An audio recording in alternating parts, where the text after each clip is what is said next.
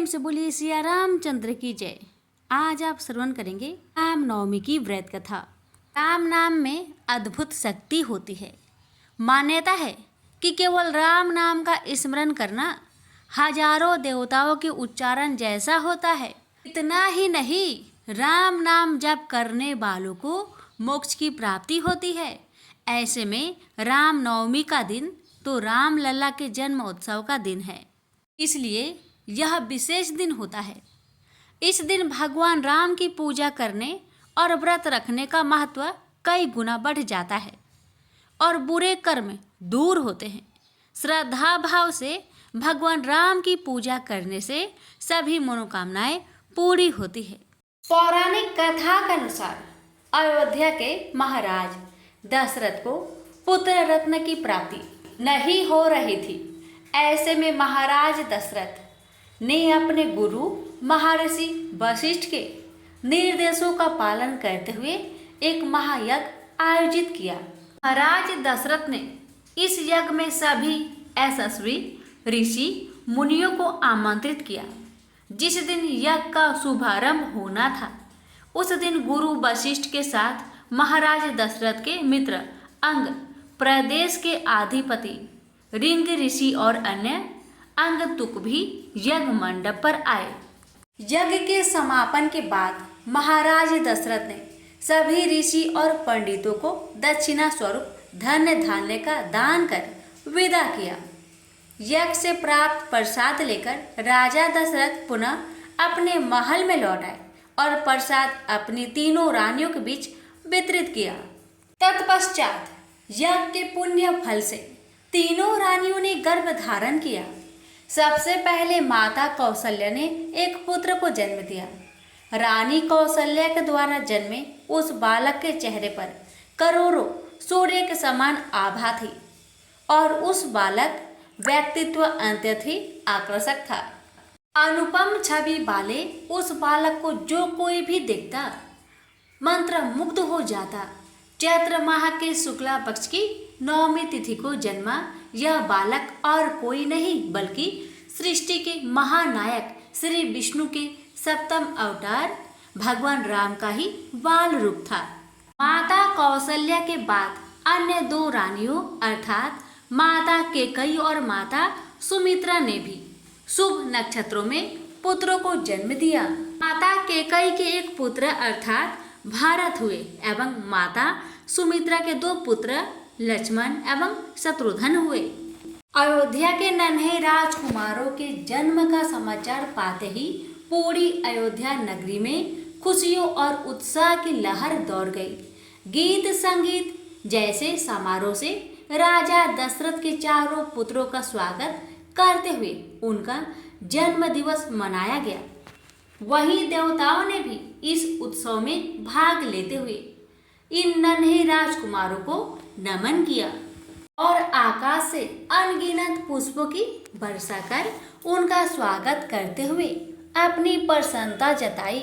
शीघ्र ही चारों पुत्र का नाम संस्कार महर्षि वशिष्ठ के द्वारा किया गया तथा उनके नाम रामचंद्र, भरत, लक्ष्मण और शत्रुघ्न रखे गए। अत्यंत विलक्षण प्रतिभा के धनी श्री राम अल्प काल में ही अयोध्या वासियों के प्रिय हो गए। उन्हें सभी प्रकार के अस्त्र शस्त्र चलाने में असाधारण निपुणता प्राप्त हो गई। वे निरंतर माता पिता और गुरुजनों की सेवा में लगे रहते थे। श्री विष्णु के सातवें महाअवतार के रूप में जन्मे श्री राम ने अपने जीवन काल में अनेकों महान और धर्मपरायण कार्य किए। चाहे सीता स्वयंवर में धनुष तोड़ना हो या महाबली बाली का वध कर सुग्रीव की सहायता करना हो, विवाह के पश्चात मर्यादा पुरुषोत्तम श्री राम अपने पिता की आज्ञा का पालन करते हुए पत्नी सीता और अनुज लक्ष्मण समेत वनवास स्वीकार किया। जहाँ माता सीता की दुराचारी रावण से रक्षा करते हुए प्रभु ने अत्याचारी रावण का संहार किया। ये वही राम है जो स्वयं जगत के पालनहार है और दुर्लभ शक्तियों के स्वामी है, किंतु उन्होंने एक सामान्य मनुष्य जीवन का एक अद्भुत उदाहरण प्रस्तुत किया। युगों युगों के बाद आज भी श्री रामचंद्र के आदर्श व्यक्तित्व, धैर्य, निष्ठा, त्याग एवं पराक्रम को श्रद्धा और सम्मान देते हुए रामनवमी के दिन उनका जन्म उत्सव मनाया जाता है। आज भी राम भक्त अन्यथा आस्था के साथ अपने आराध्य श्री राम का अवतरण दिवस मनाते हैं।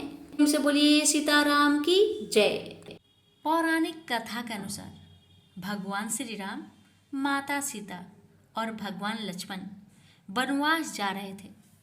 उस वक्त प्रभु श्री राम विश्राम करने के लिए थोड़ी देर रुके। जहाँ भगवान विश्राम कर रहे थे वहीं पास में एक बुढ़िया रहती थी। भगवान श्री राम, लक्ष्मण और माता सीता उस बुढ़िया के घर गए। उस वक्त बुढ़िया सूत काट रही थी। बुढ़िया ने श्री राम, लक्ष्मण और माता सीता का आदर पूर्वक स्वागत किया और उन्हें स्नान ध्यान करवाकर भोजन करने की कहा। यह सुनकर श्री राम ने बुढ़िया से कहा कि माता, मेरा हंस भी बहुत भूखा है, इसके लिए पहले मोती ला दो, फिर मैं बाद में भोजन करूँगा। यह सुनकर बुढ़िया बहुत परेशान हो गई, लेकिन बुढ़िया अपने घर आए मेहमानों का निरादर नहीं करना चाहती थी। इस वजह से वह दौड़ते दौड़ते अपने नगर के राजा के पास गई और उसे उधार में मोती देने को कहा। बुढ़िया की हैसियत नहीं थी कि राजा को मोती लौटा आने की, लेकिन फिर भी बुढ़िया पर तरस खाकर राजा ने उसे मोती दे दी। बुढ़िया दौड़ते हुए उस मोती को लाकर भगवान श्री राम के हंस को खिला दिया। हंस को खाना खिलाने के बाद बुढ़िया ने भगवान श्री राम को भी भोजन करवाया। भोजन करने के बाद भगवान श्री राम जाते समय बुढ़िया के आंगन में एक मोती का पेड़ लगा गए। जब पेड़ बड़ा हो गया तो उसमें बहुत सारे मोती होने लगे, लेकिन बुढ़िया को इस मोती के बारे में कुछ पता नहीं था। जब पेड़ से मोती गिरता था तो उसकी पड़ोसी उसे उठाकर ले जाते थे। एक दिन की बात है, बुढ़िया उसी पेड़ के नीचे बैठकर सूत काट रही थी। तभी पेड़ से एक मोती गिरा। बुढ़िया ने तुरंत मोती को उठा लिया और उसे राजा के पास ले गई। बुढ़िया के पास इतने सारे मोती देखकर राजा को हैरानी हुई। राजा ने बुढ़िया से पूछा कि तुम्हारे पास इतने मोती कहाँ से आए। जब बुढ़िया ने अपने राजा को बताया कि उसके आंगन में एक मोती का पेड़ है, यह सुनकर राजा ने तुरंत उस पेड़ को अपने आंगन में लगवा लिया।